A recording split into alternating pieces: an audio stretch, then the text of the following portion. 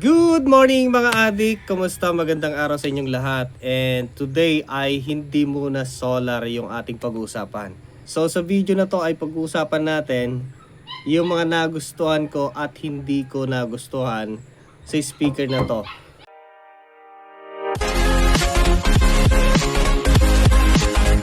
Yan guys, kumusta na si JBL Party Box? So gagawin natin siya ng follow-up na review or video. Ito isa na gustuhan ko dito kasi nga meron siyang meron siyang supot. So, unahin natin kagad yung mga hindi mo magugustuhan sakaling bibili ka sa kanya bago tayo babawi sa mga magagandang bagay sa kanya na sigurado may in love ka.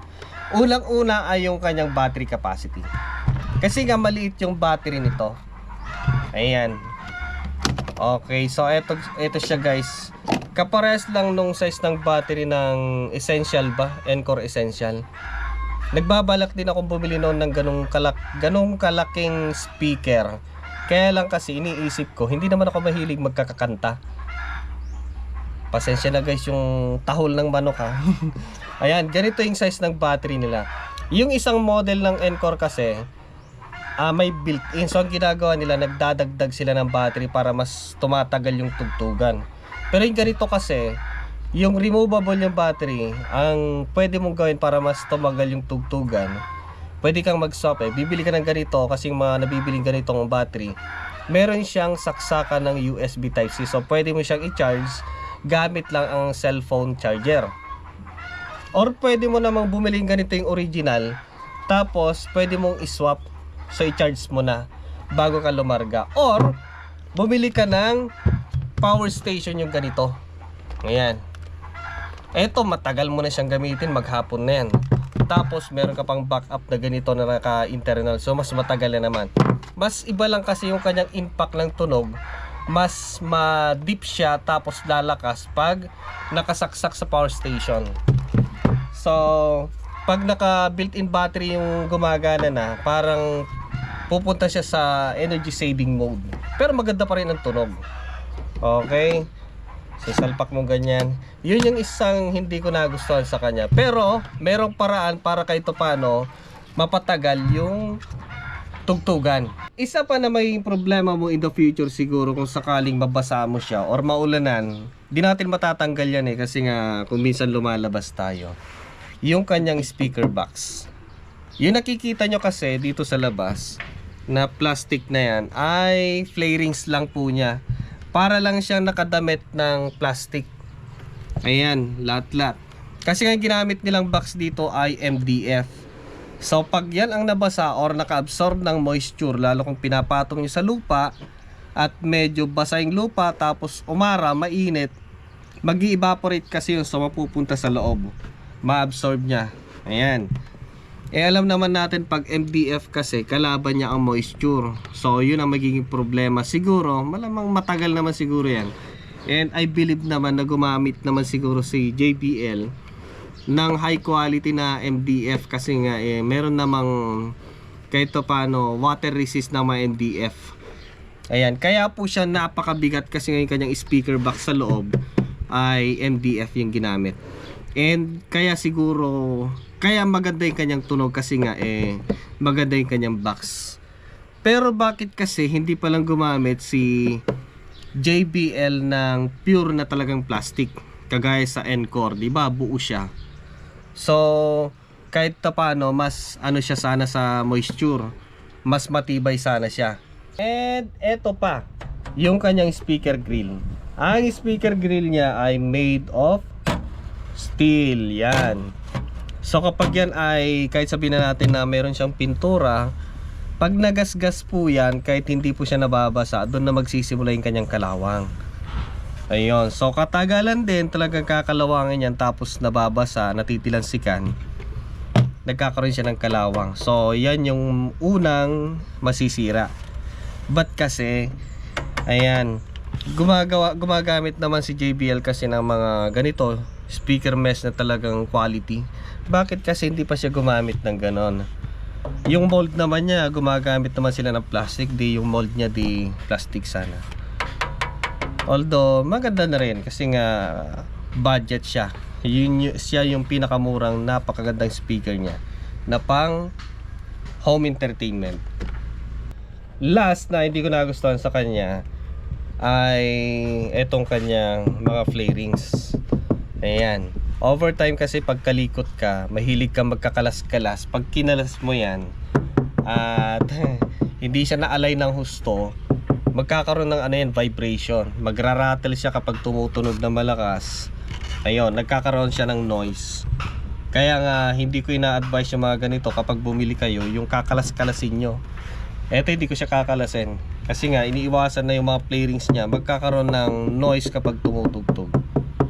Pero yung mga nagustuhan ko rin naman sa kanya, eto, di ba? Lahat ng mga butas niya, kahit paano, nilagyan niya ng takip. Tingnan niyo dito, di ba? Oh, meron siyang takip. Alam niyo naman kasi ngayon, ang daming mga insekto na mahilig magtatakip-takip ng butas. So dito, ayan, meron siyang takip. At ang ganda pa ng kanyang takip, made of rubber. Tapos sa kanyang battery talagang pag ginano, wala kang naririnig na nagra-rattle. Ayan, nagba-vibrate. Kasi nga talagang fully intact siya. Then dito meron siyang ilaw. Oh. Ganda, diba? Ayan, sino ba dito yung mga naka-encounter, naka-experience ng mga appliances nila, yung mga saksakan ng mic, may lupa. Ayan. Sinisiksikan ng maakot-akot. Dito lang siguro yung ano, dito lang siguro kung sakaling itatambak nyo siya or i-store ninyo, siksikan nyo ng papel. Ayan, kahit paano hindi naman papasok sa loob yung papel eh. Ayan.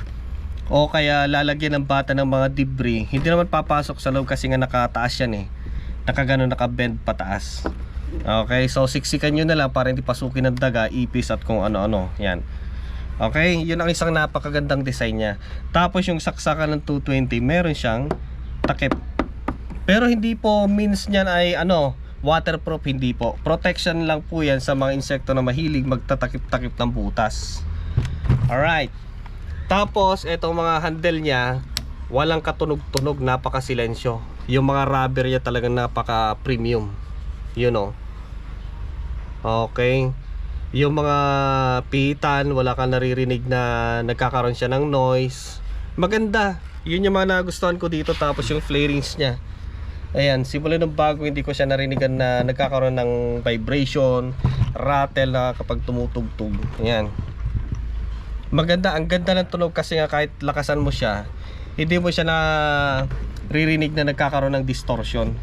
Yun yung gustong gusto ko sa speaker. Kaya nga yung isang speaker ko dito, ang tagal na nito pero di pa ako nagpalit ng battery niya. 3 years na sa akin. O, diba? Ang nasira lang dito yung kawit niya dito.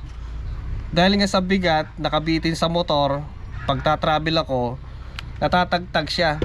Then yung ano niya, yung cover, umiklas na sa kanyang molding. Kaya pag umaga, malamig, medyo kulubot siya. Pero pag mainit na, ayan na ulit. Okay na ulit. And isa pang nagustuhan ko dito, itong mga ilaw-ilaw niya kasi sumasabay, tapos RGB. May mga iba't ibang preset pang gusto mo. So pwede sa kanya, no? Papalit-palitan. Depende sa mood na gusto mo. Pwede mo rin patayin. Pwede mong idagdag yung ilaw niya dito, oh. May mga ilaw-ilaw dito sa taas at baba. Ayun. Ang ganda ng tunog niya, yung talagang nagustuhan ko sa JBL. And ang pinag-iisipan ko kasi noon kung Encore yung bibilin ko. Eh the same lang naman yung presyo nila. Mas mahal pa nga yun kasi yung kanyang microphone eh. Eh di naman ako mahilig sa ganon, mga kanta-kanta. So eto yung nagustuhan ko kasi mas mura siya. And mas malakas yung kanyang tunog kasi nga dalawa yung kanyang driver. Yan, oh. 5 inches na woofer. Dalawa yung kanyang tweeter dito. Meron naman yung JBL boombox kasi hindi naman kasi sa akin yon. So kinuha na yung nagpabili. Okay naman daw. Okay. Satisfied yung may-ari. Yun nga lang kasi pag galing ka na sa kumbaga ganito, kung ikaw ay nasanay na sa malaki at maganda yung tunog ng mga speaker ng JBL, medyo maninibago ka lang kasi pag bibili ka ng maliit. Ayan. Dito sa akin kasi noon yung maliit na to, satisfied na ako. Pero narinig ko yung malaki, parang nahihinaan na ako sa kanya. Ayan. So mas maganda kung bibili kayo, doon muna kayo sa maliliit. Yan yung Flip 6, Flip 7, Party Box. Ay yung ano, yung Extreme. Ayan, may Extreme 4 at 5 na. Ang ganda ng Extreme 5 kasi may ilaw-ilaw na rin siya. So pinapasok na ni JBL sa kanyang mga portable. Kahit nga yung Go 5 meron na siyang ilaw-ilaw din. Okay, so kung bibili kayo, wala na problema. Yun nga lang kasi pag bibili kayo maliit, medyo nahihinaan na kayo. For me, satisfied ako sa kanya. Yung mga cons lang niya kasi, pwede namang ano may magagawa ka naman to prolong yung kanyang music yung lakas. Bumili ka na lang ng power station. Marami na nabibili ngayon Malamang meron ka na nito kasi nga dahil sa fuel pandemic baka may mag-comment na naman. Ayan, hindi naman daw sakit. Okay, so sige na nga. Yan, dapat may power station ka.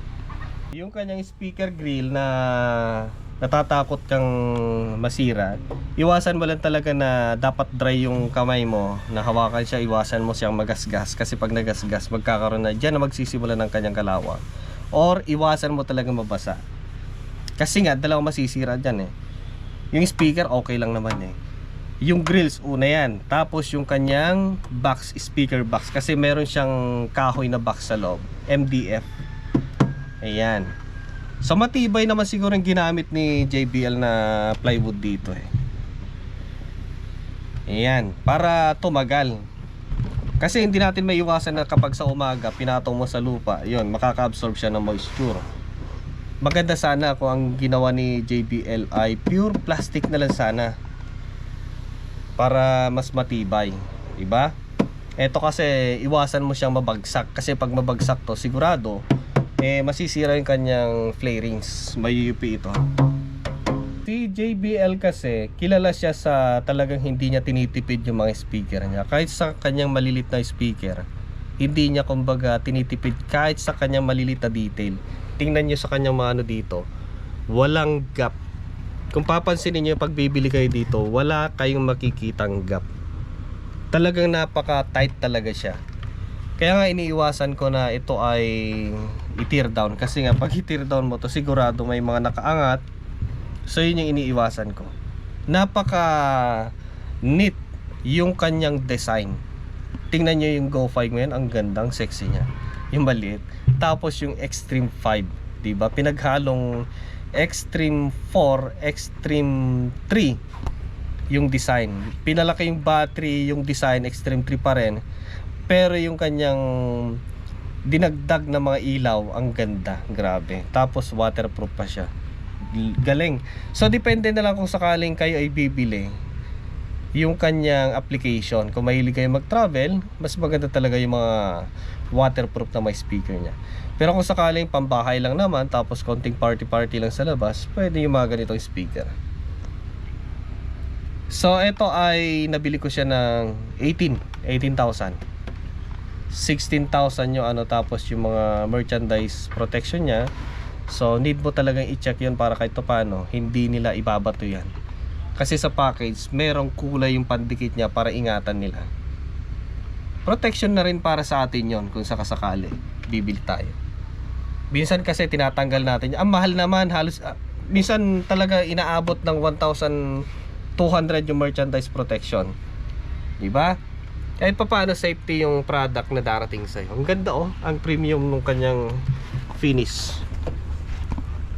You know, pag hipuin mo talaga, para ka humahaplos ng hita ng dalaga.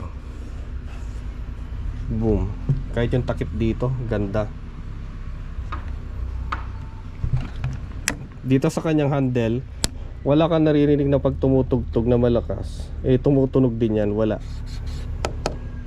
Walang nagra-rattle. So, yan ang masasabi ko sa kanya.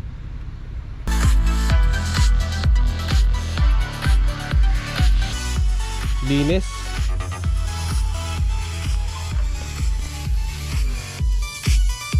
Yung setting lang na yan ang gusto ko. Bass boost hanggang 2 bass boost 2 lang. Ay, bass boost wala yung kan ko. Bass boost 2 hindi na, masyado malalim na. Sa deep at movie yung kanyang setting.